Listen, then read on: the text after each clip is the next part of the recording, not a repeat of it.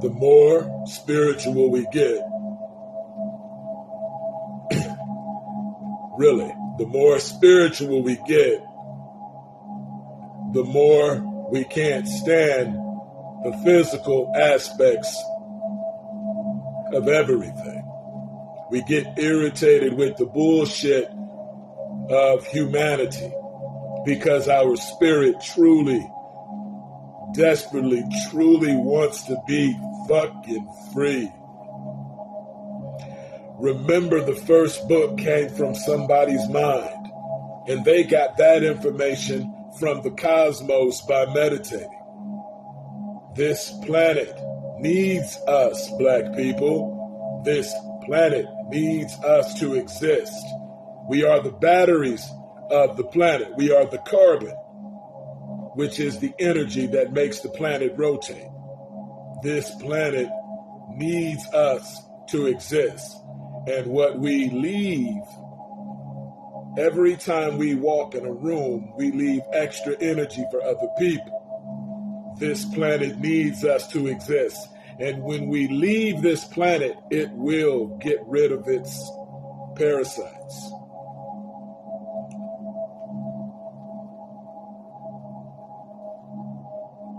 As we die off and ascend this human body, as the different motherships, spaceships, and angelic entities and demonic entities come and get us, all of the parasites on the planet will become food for the high frequency entities, and they will destroy the low vibratory motherfuckers of this planet.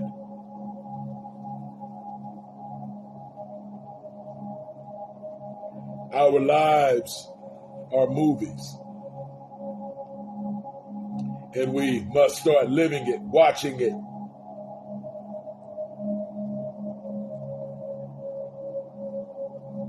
From a total different perspective.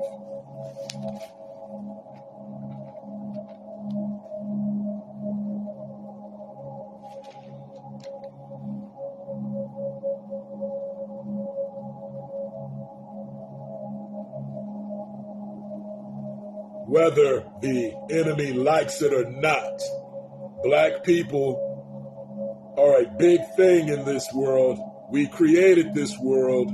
There's nothing you can do about it. It's our world. Whether the enemy likes it or not, black people are a big thing in this world, and it will never be the same when we leave it. When you are a humble person, you get your ego out of the way so your soul can develop. And this is what we must do, how we must be, because the soul is all there is. Everything else is a projection of the soul. Every man, every woman is a star. Some souls are still asleep. Therefore, the ego, their ego, is in place of their soul at that moment. And that is the case of most people. That is the case of most people. Their ego has replaced their soul. When your soul starts to wake up, it sends signals to your consciousness. It sends signals to your consciousness to remember itself. This is what your desires are. This is where your desires come from. So when you start reading and start studying spirituality, and you start evolving into a higher self version of consciousness, the ego has to start becoming uninvolved. And it's a hard process because you can get distracted as you learn higher realms of thought, spirituality, and different types of methodologies. However, then you go deeper into your own self, and then your ego goes, hey, the soul is waking up, but I still want to exist. So I'm going to take this knowledge and lock it up in my mind and act like I'm better than everybody else because I got this knowledge. This is what your soul says to itself the moment you start to elevate.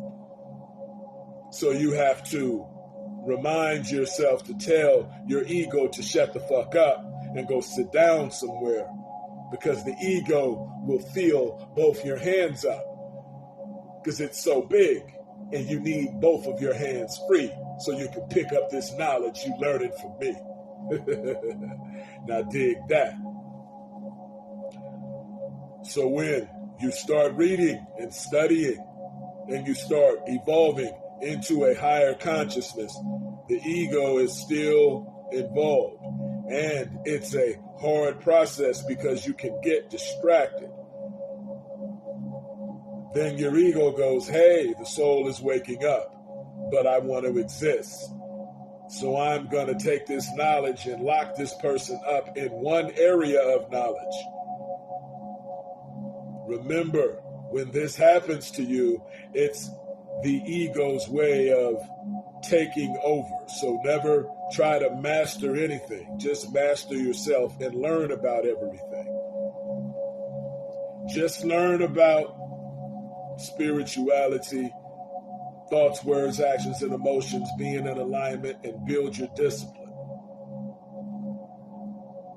Also remember, once you dedicate yourself to spiritual knowledge as a lifestyle, you can never go back across that bridge to your old self, because that bridge disappears.